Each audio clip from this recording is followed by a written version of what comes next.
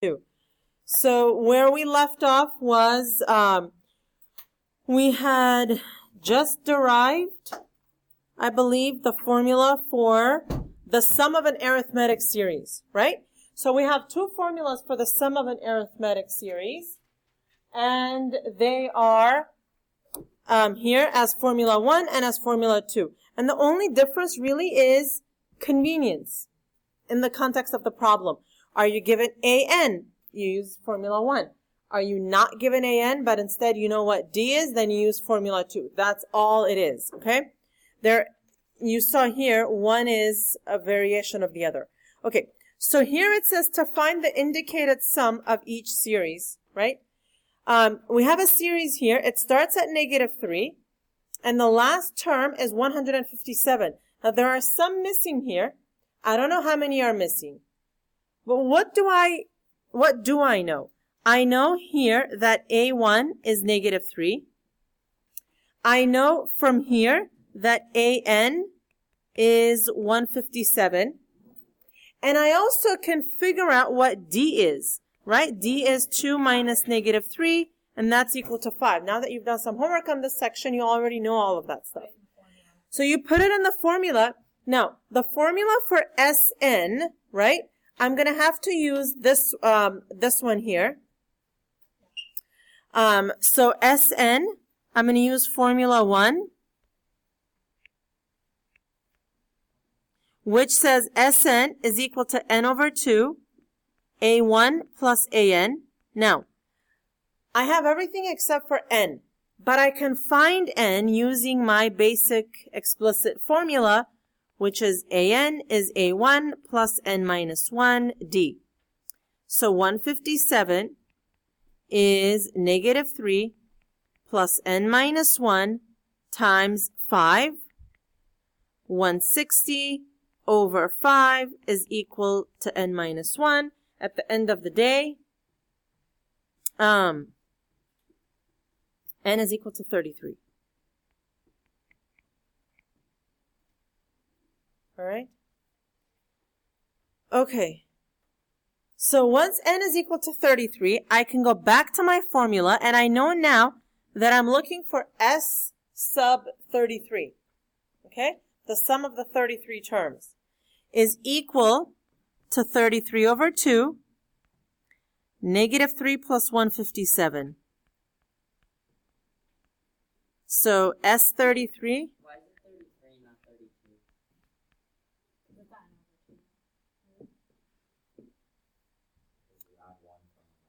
You add 1 here, because this is N minus 1.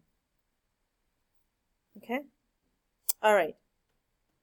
For the next one, it says to find the 17th partial sum.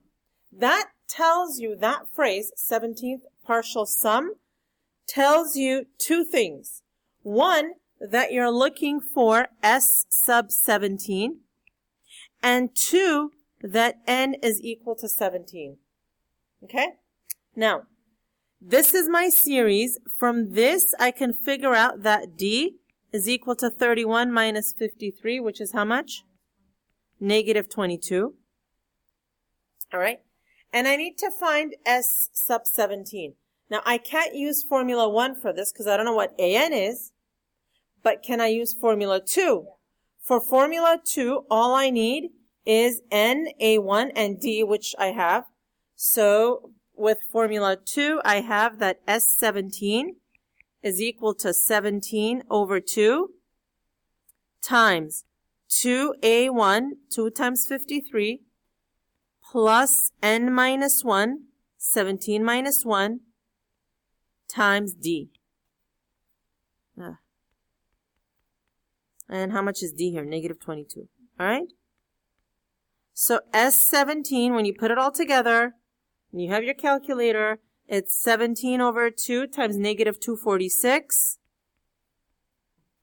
which is equal to -2091.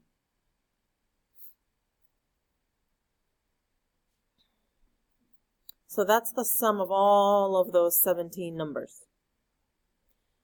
All right. Last but not least, okay, I need to find the sum of this. So here we have a series. It starts at n equals 10, and it ends at n equals 32.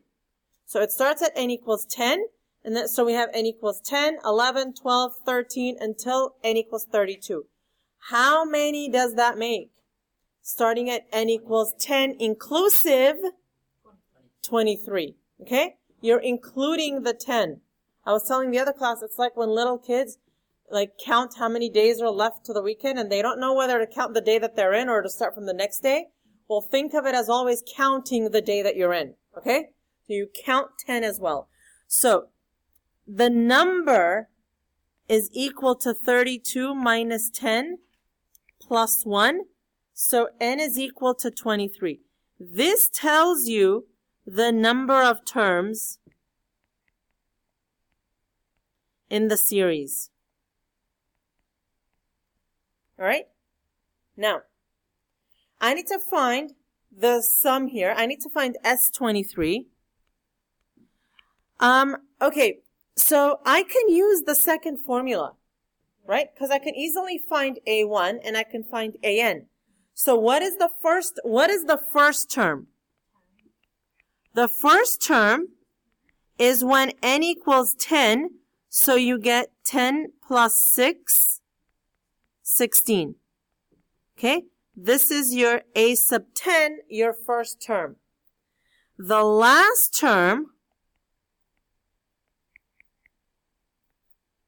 is A sub 32, and that is 32 plus 6, 38.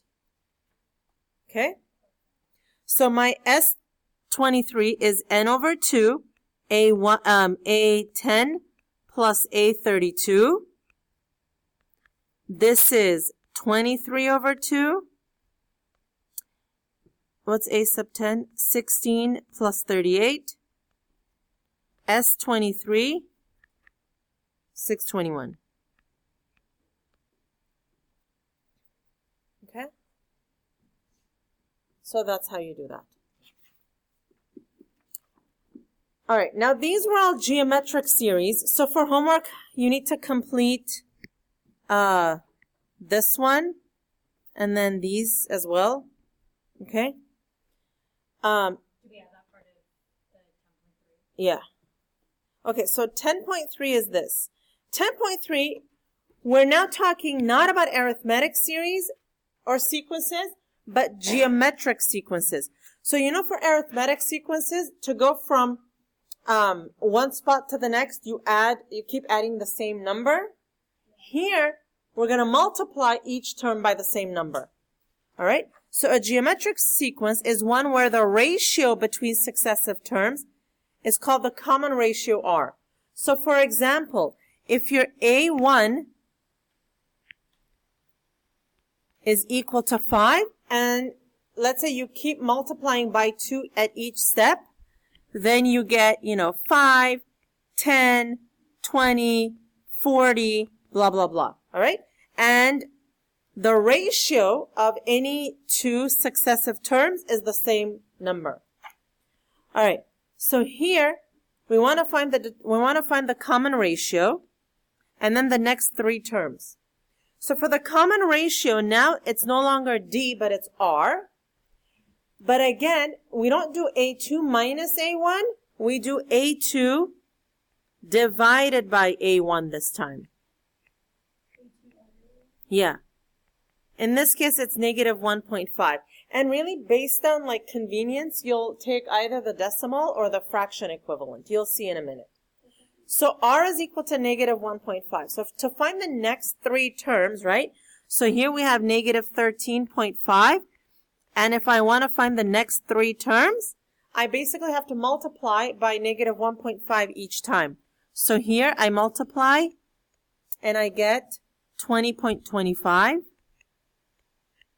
I multiply again and I get negative 30.375. And I multiply again and I get 45.5625. And I'll specify on the test or quiz how many decimal places. Okay, now, One thing I want you to pay attention to is the fact that if r is negative, so if you have a negative value of r, what happens to the sign of your terms in the sequence? They alternate.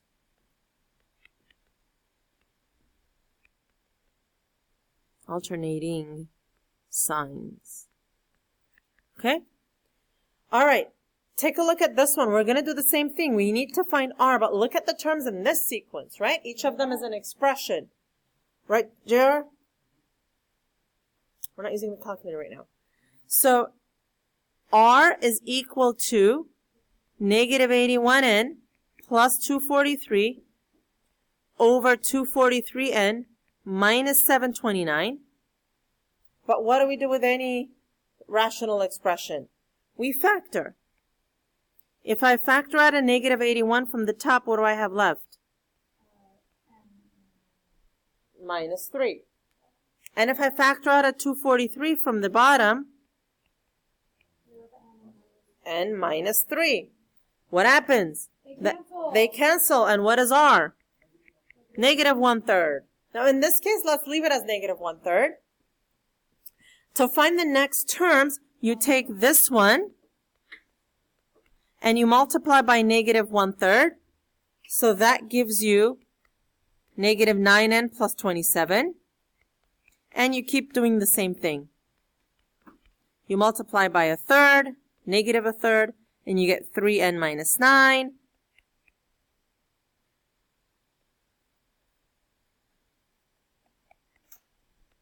And you multiply again, and you get n plus 3. Negative n plus 3. So these are your next three terms. Okay?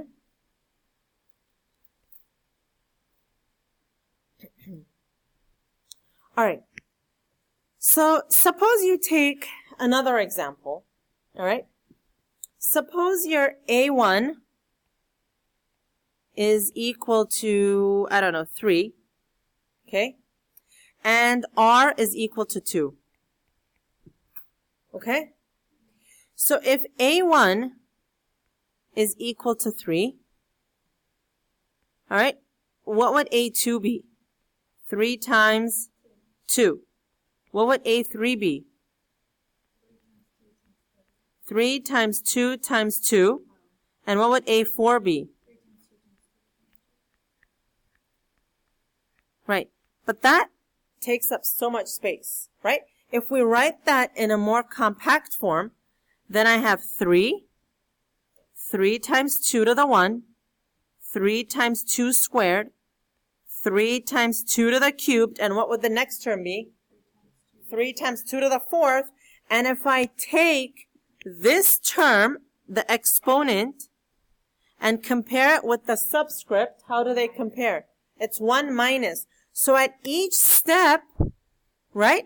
At each step, it's like I have 3 times 2 to the power of n minus 1, right? So if I'm looking at the 20th step, it's going to be 3 times 2 to the power of what? 19 at the 20th step, 1 less. So that gives us the explicit formula for this. Okay? That's how you find the nth term of a geometric sequence. It's an, a1, r minus 1. R to the n minus 1. All right. So in here,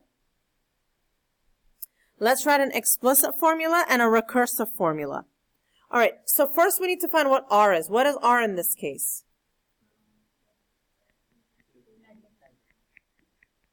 Negative 2, right? Okay. So what is the explicit formula? Right, so an is a1, r to the n minus 1. So an is a1, which is negative 1, times negative 2 to the power of n minus 1. Now, can you multiply the negatives together and make it positive? Nope. Because order of operation doesn't let you do that. Because first you have to apply the n minus 1 exponent to the negative 2, then you can multiply it by negative 1, right? It's exponents, then multiplication. So that's the answer. All right. How does a recursive formula look? A recursive formula, right, first gives you what A1 is, then says each term AN is connected to the previous term. What would the subscript of the previous term be? One less, so it's not AN, it's AN minus 1 times, what are we multiplying by each time? R. Okay? So in this particular case then, A1 is negative 1 and AN is AN minus 1 times negative 2. But of course we have to write that in a cleaner fashion, right? So AN is negative 2, AN minus 1. Okay?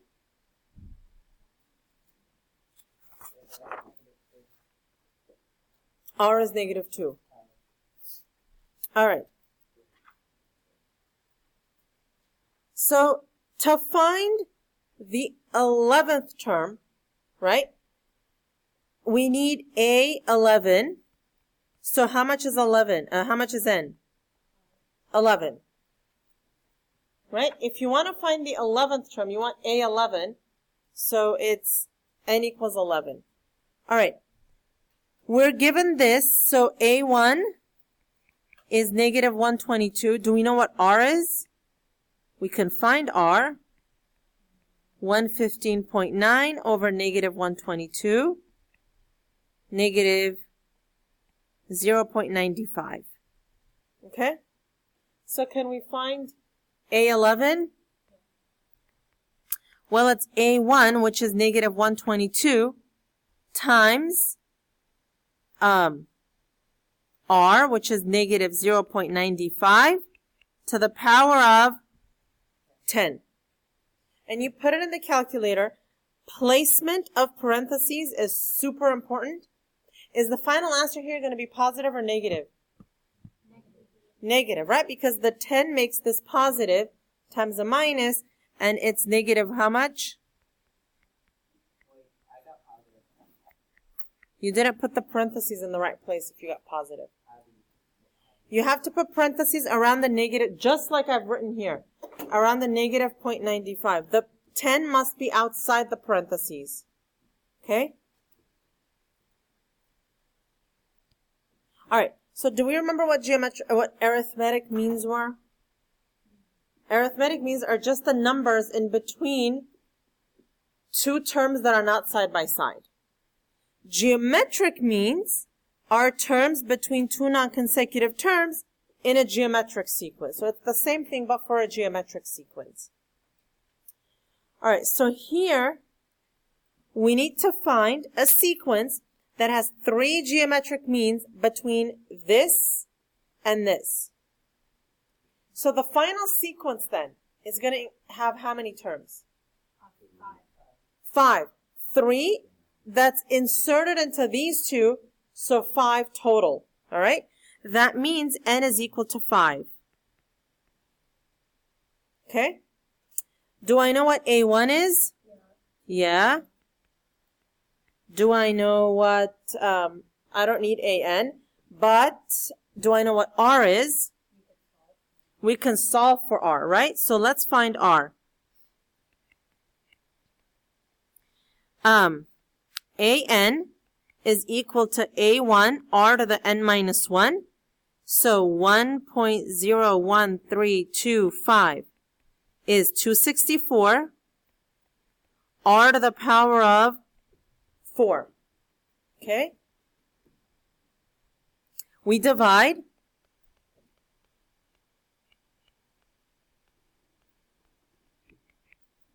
Is R to the 4. Now, how do we get rid of that 4? Right, or to the power of 1 over 4. It's the same. So R is 0.25. Yes. Okay? So now, what does the sequence look like? Well, you've got a 264. You've got 3 terms in the middle, and then this.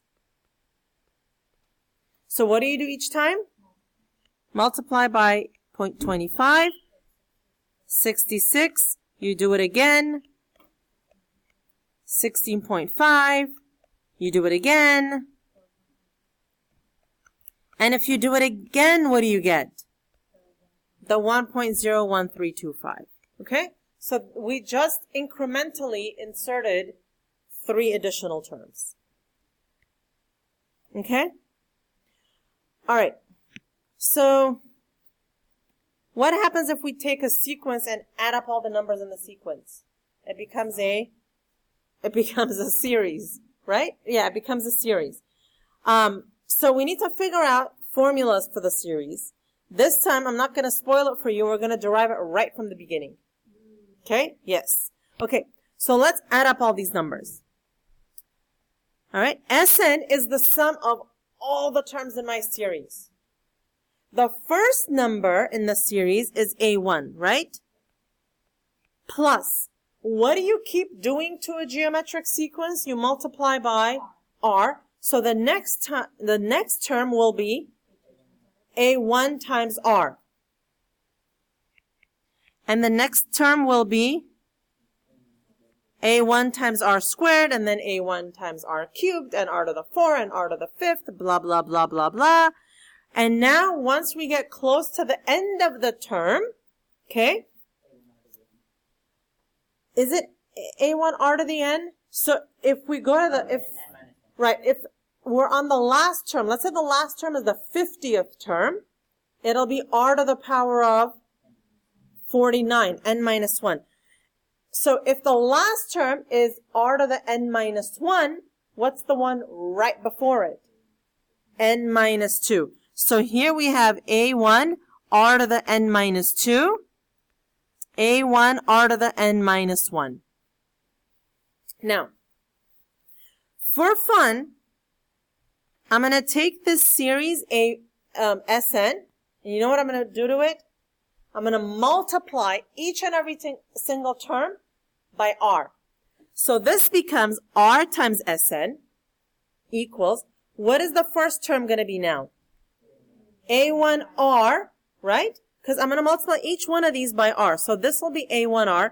But rather than write it here, I'm going to write it here so it's aligned with the A1R above. Okay? So what's the second term that used to be A1R going to be now? A1R squared. Plus dot dot dot plus. What about this one, right? So I have A1 R to the n minus 2, and if I multiply that by R to the 1, it's going to be A1 R to the n minus 2 plus 1, which is n minus 1. So this is going to be A1 R to the n minus 2 first, A1 R to the n minus 1, plus the last term will be A1 R to the n. Okay? Now, okay, let's subtract these. Let's see what happens. Just for fun. Okay? So if I subtract Sn minus Rsn, all I have, it's boring, it's just Sn minus Rsn equals A1 minus 0, A1. A1R minus A1R goes away. A1R squared minus A1R squared goes away, goes away, goes away, goes away, goes away, goes away. Finally, here I have 0 minus this, so it's minus A1R to the n. But that's not what I wanted. I wanted what Sn was. So you know what? Let me just factor out an Sn here.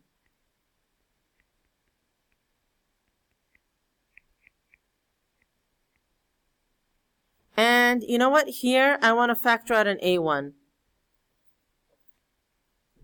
So I get 1 minus R to the n. And now, let me divide by 1 minus R on both sides.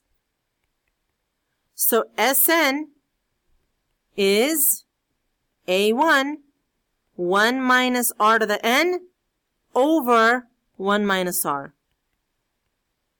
That is my first formula for Sn. Yeah, wow is right. Now look at what I'm going to do to this. It's kind of really pretty cool. Okay? Here's what I'm going to do to this. I'm going to take this formula, but multiply the AN inside. The A1 inside. So SN is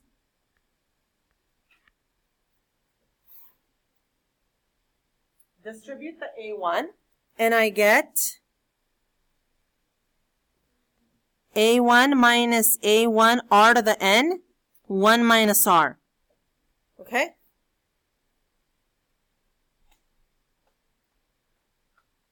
Okay. So for this, what was A1 R to the N? Right? What is A1 R to the N? So look, if I take A1 R to the N minus 1 and multiply by R, what do I get? R to the N, right? So can I substitute this for A1 R to the N? Sure I can. It's a free country. I can do whatever I want. A1 minus, right here, I'm going to put in A1 R to the N minus 1 times R. Okay? Over, what do I have? 1 minus R. Alright? So now, here is like the ultimate coolest thing in this lesson. You see this right here? Right here? What is that? What is that? Go back here. Go back here. Look at that. A1. It's AN. If I can get there. It's, look, A1 R to the N minus 1 is AN. A1 R to the A minus 1 is AN. So we go back there, and that is just AN. So the formula then, the second version of it, is A1 minus AN times R over 1 minus R. That's the second part of the formula. Okay? And both of those are here. Alright? And again, it's just a matter of preference which one you're going to use. Okay? Alright. So, let's find the sum here of the first 11 terms. Can we do that? Yes. Yes, we can. Okay.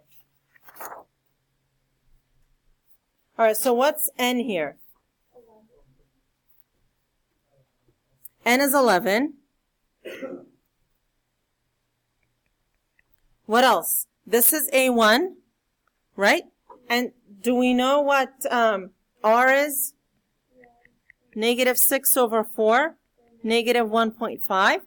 So S11 is A1, 1 minus R to the N over 1 minus R. S11 is 4, 1 minus negative 1.5 to the power of 11 over 1 plus 1.5. Anybody for what S11 is?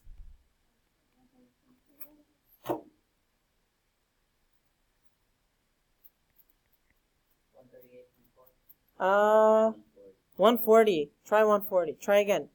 140.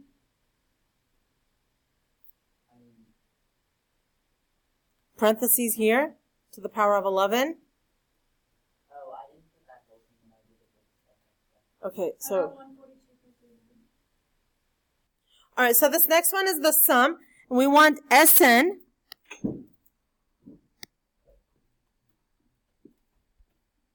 And, alright, so we're given A1, we're given AN, we're given R. That just spells out the second formula, right? So A1 minus AN over 1 minus r. an times r over 1 minus r.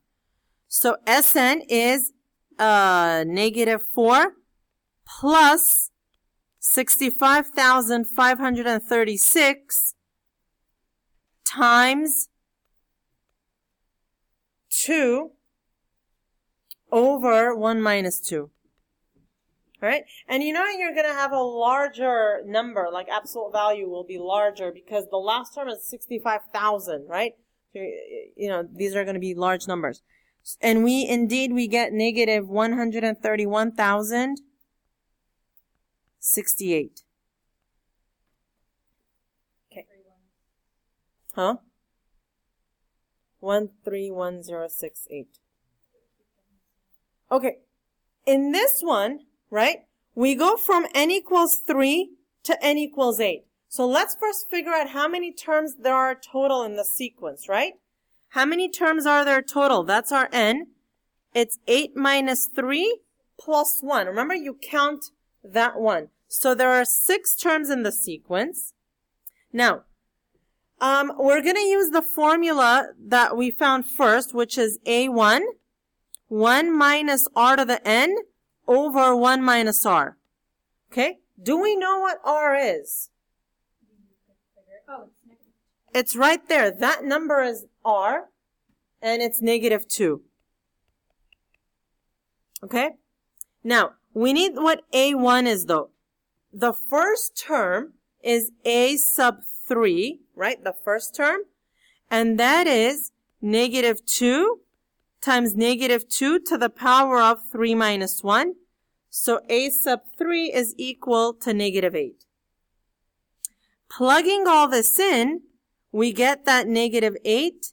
The sum is negative 8 times 1 minus negative 2 to the 6 over 1 plus 2. So Sn is 168. All right, now, n is 6. And if we start at 3 and go to 8, then n is equal to 6. Now, all this, remember, you may have missed it, but all this is for a finite series, right? And a finite series is one that has a finite number of terms, right? So there are 50 terms, 1,000,000 terms, 3,000,000 terms. Whatever it is, it ends somewhere. Well, what if you have an infinite series?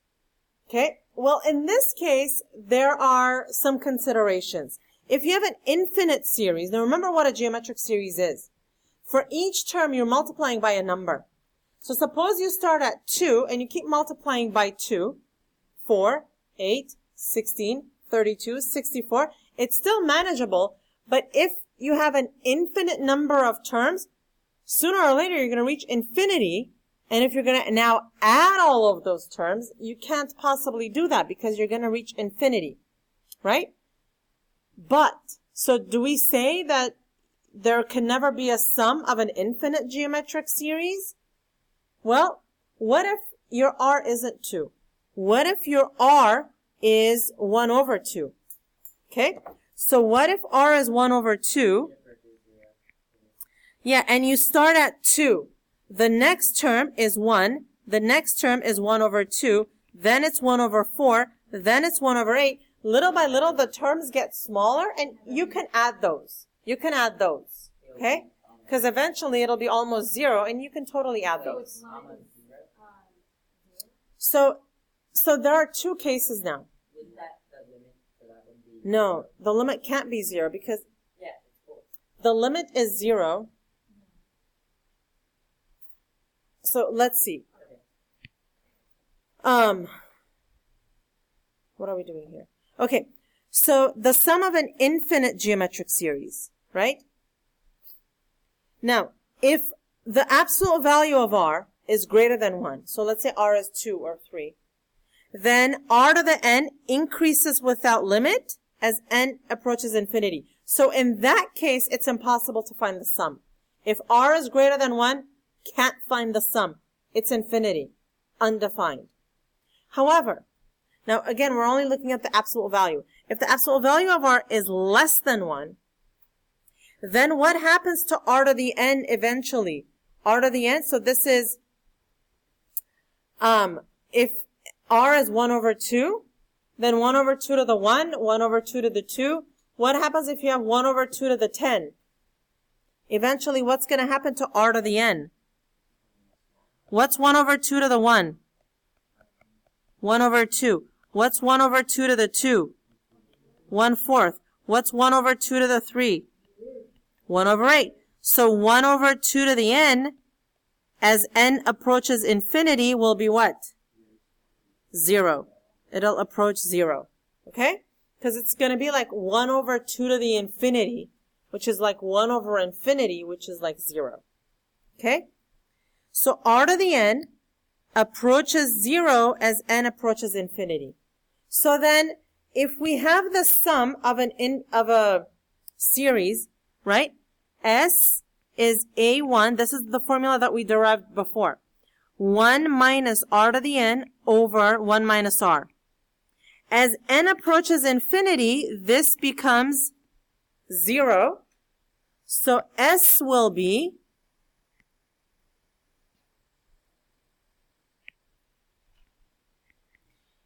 A1, 1 minus 0 over 1 minus r, which means S will be A1 over 1 minus r. Okay? Because A1 times 1 is just A1. So this is when you have an infinite series. Don't mix up those two formulas. Okay? All right. And we'll have to memorize it. Yeah. Yes. Memorize them. This is an infinite series, right? It never ends. But let's find the sum of it. So first you have to test what r is. If r is bigger than 1, absolute value of r is bigger than 1, then you can't do this. So let's see what r is. 18 over 24. How much is that? 3/4. So now look, absolute value of r is less than 1, so this is good to go. All right? So we say S is A1 over 1 minus 0.75, and that is 96. Okay? All right, what about this one? What's R? 0.66 over 0.33 is 2. So absolute value of R is greater than 1, so the sum does not exist. Okay? That's what we write. Yeah, it doesn't exist. Not possible. You just put DNF. DNE. DNE or not possible or either one. Either one. Well, you can't write either one. Right? Like EITH. Never mind.